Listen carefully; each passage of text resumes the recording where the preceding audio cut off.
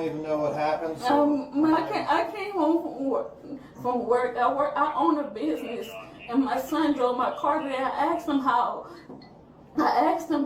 where did he take my car to, because I got my car fixed this weekend, and he went answer me, and I said, I said, Jahad, I'm talking to you. He went answer me, and he don't like my boyfriend. He said, I'm going to kill you and your boyfriend. We were fighting in my living room. He never did that to me. At first glance, these look like three completely different police calls: a family dispute that turns deadly, a child neglect investigation at a hotel, and a DUI stop. But they all have one thing in common. In every case, there was one critical decision that completely changed what happened next. We're going to break down each incident step by step and point out the exact moments that mattered most. And then I have a gun. He has a gun of mine too. Like, we always get into it. Like, I don't believe this is happening. Like, I can't even cry. Like, that's my child. Like, you don't know. God have mercy, man. What in the world is happening? My whole life. I raised them and took care of my kid. Moved from Youngstown to here. And we've been going through hell ever since. So that's your son? Yeah. Okay. How old is he? I'm just curious. He's 21. He's 21. Okay. I don't even know what happened. The officers allow her to talk without interruption. This is a common investigative technique. People often provide valuable details when they're simply allowed to tell their story. Her key claims are: son drove her car, an argument started over the car, son threatened to kill her, a physical fight happened, both had access to firearms, she sounds emotional. Right now, officers aren't deciding who's telling the truth. They're collecting information. What was her name? Her name is LaQuandra. Your name? My name is Maya. Maya? Yes. She killed him, bro. What was your last name? Hughes.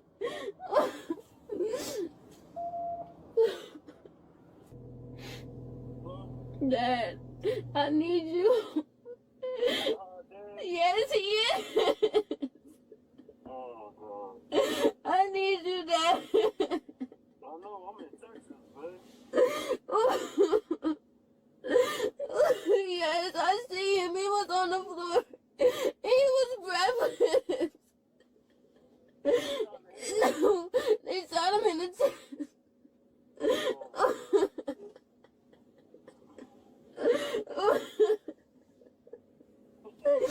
No, this is bro. She's in the police car.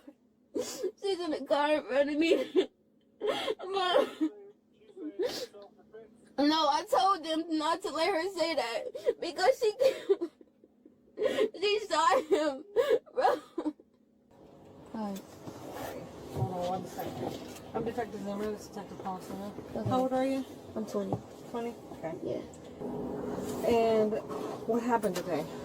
So I was in my room when everything was happening at first until it started getting bad. My sister started screaming my name. So I was like halfway going to sleep and I just heard my mom coming in the house screaming like about her car.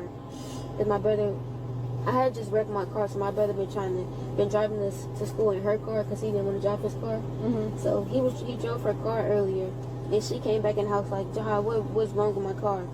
But I'm sure it's nothing wrong with her car because she just be like kind of crazy. She has like diagnosed issues? No, it's not diagnosed, but it needs to be. Okay. So This changes the case. The sister says, Mom has history of violence. Brother avoided arguing. Mom attacked first. Mom grabbed a knife. Family members took weapons away. Mom went outside to retrieve a gun. Brother tried to leave. Shot fired. Analysis. This is where investigators start comparing stories. Notice that detectives don't argue with her. They simply let her build a timeline. Important observation. The sister admits what she personally saw and what she learned afterward. Good investigators separate eyewitness observations from secondhand information. she came in the house and she was yelling at him. And Jahad What's his name again? His name is Jahad. Jahaad. Okay. So she's yelling at him. How old is he? He's 21. 21. Yeah. So she came in the house and she was yelling at him, and he wasn't responding to her because when my mom get to yelling at us, like, we don't respond because if we start yelling back, she's gonna escalate because she has a real record of like us. I'm not gonna lie. Okay. So like we just don't respond to her when she yelling. Like we wait till her to stop yelling when it escalates and then talk. So Jahad wasn't responding at all. So she started trying to take his, like, I guess she was trying to take his AirPods out of his ear. Well, that's what he told me because I wasn't in there for that. But I was asked her after I asked him like what happened after she was outside. Hold on, let me get to it. But I had asked him what happened. She was trying to take his AirPods out of his ear, and he wasn't letting her. And she started trying to hit him. So that's when it escalated in the kitchen. Then she had got the knife because Jahad was like pinning her down, like wasn't letting him. And you know she was getting mad because he was blocking her hits. So she had grabbed the knife and she was trying to. So we trying to get the knife away from her. Did you see that part? Yeah. Okay. So we were trying to get the knife away from her. She was trying to stab him. So my brother kept telling me to like get back. And yeah, Jahad, the one that shot. So like he told me to step back, so I stepped back. And after he got the knife away from her, she was trying to grab more stuff, but I ended up grabbing the knife because we have the knife, you know, multiple knives up in that stand thing. So she was trying to grab that, so I grabbed it. And she was trying to grab our little coffee holder to throw it at him, but I grabbed that too. So she was trying to him after he had ended up getting the knife away from her. She was still like trying to punch him and stuff like that. So he ended up slamming her on the floor and like pinning her to the ground so she can stop. And afterwards, after he was pinning her down, he was just telling her like, "I'm not a little boy. You're not gonna keep putting your hands on me." And then after he had ended up letting her get up. So she went downstairs to grab her gun, and I didn't let her. She was walking back upstairs, but I didn't let her come upstairs. I locked her outside. Okay, so she came outside to get her She gun? went outside, and that red truck over there by the two gray Impalas, that's her car. Okay. And she went to go grab her gun, and then she was walking upstairs, but I wasn't gonna let her shoot him.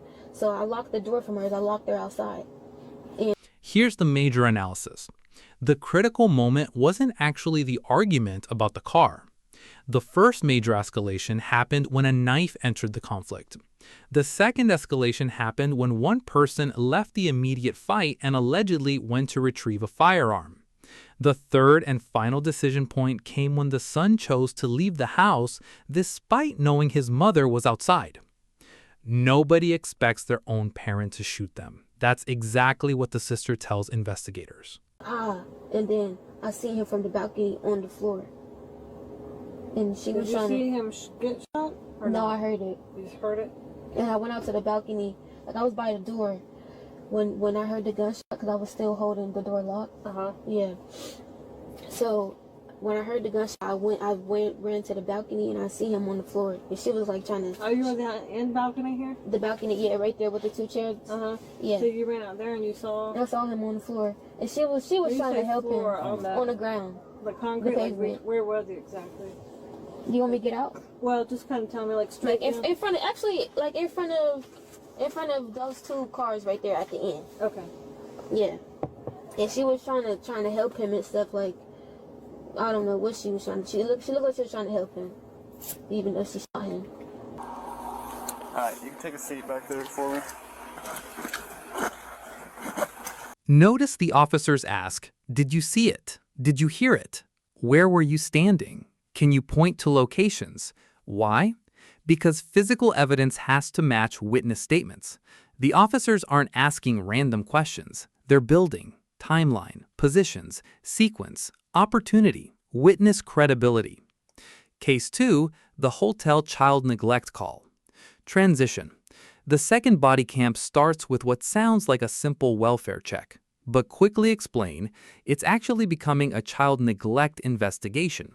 Section 1. Initial complaint. Police arrive because workers report children alone. Mother says, "My sister was here." Officers say, "Nobody was here." Analysis. Immediately, there's a factual disagreement. Police need to determine who was present, for how long, were children supervised. What's going on? Yeah, we got called because your kids were by themselves. No, they weren't. Who was here then? My sister was just here. Okay, they weren't here for the last 30 minutes when the worker came and checked. So that's why we're here. Baby was like grabbing at that he needs a diaper change, I think. I've at least been here for 12 minutes, and the person who called had been here for some time before calling. So This is ridiculous, honestly. Okay, so you have to stay in the room now with me? I'm waiting because you keep going out there, and I need to make sure these kids are good because you weren't here for like 30 minutes, or no one was here. An adult was not here for 30 minutes with them. They were both sleeping. My sister just came out, and I went to the store. For 30 minutes? My sister was here. Ma'am, I'm telling you, the person who called is someone who works here. Okay, I understand that, but they have to. They're going to do a complete investigation, because then they have to prove that I was gone. What's your first name? You need my first and last name? And what's a good phone number for you? 224. Okay. Damn, though. Okay, well, this officer is in there watching your kids. We'll go in there and talk to them. Go inside and watch your children, please. Okay. This is bullshit. Who was what's your name that was watching them? How do you spell that? Can you stay over here, ma'am? I'm trying to hear what's going on, so. And a phone number? I don't have her phone number. I literally have a laptop. You see, I don't even have a phone. How do you speak to her? Facebook. Okay, can I? But I just gave you her name. I don't have a phone number. I don't even have a phone. This is all I have. I can show you that. So what do you want me to do? What's her address? Hello. Hi there. All right. Hi, guys. What's going on today? You got a good toy there, huh? They were left unattended. She says just 30 minutes, but it claims like 2 to 4 hours. Let me They were stay here for literally just a sleeping. That's show. why I my gotta dog find was somebody who still in can the talk bed. to me on the side. Here, Right? you guys can, yeah. Hi. Hi, boss. Mom is in here changing the other one. Notice how officers keep asking, where did you go? Who drove? Who was watching? How long? Analysis. These questions aren't repetitive. They're consistency checks. Investigators expect truthful stories to remain relatively stable. How would anyone contact you? Well, I just contact, like, are you saying, like, how do I communicate with my family and everyone? Yeah, say I'm trying to contact you. How would I contact you? Through Facebook Messenger. Facebook. Right, and then do you live here at this hotel? Yeah. This room? Okay. We were talking to Dalen. We just want to know the timeline of what happened. So what I understood is Dalen went to the gas station.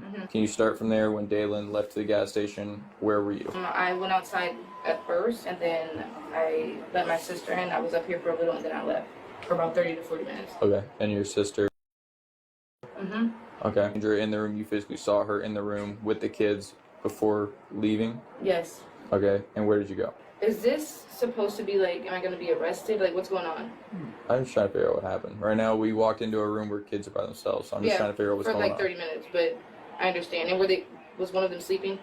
Neither one of them was sleeping. Okay, because she just checked on the door and she was sleeping. But yeah, I think I've explained enough to the other officers.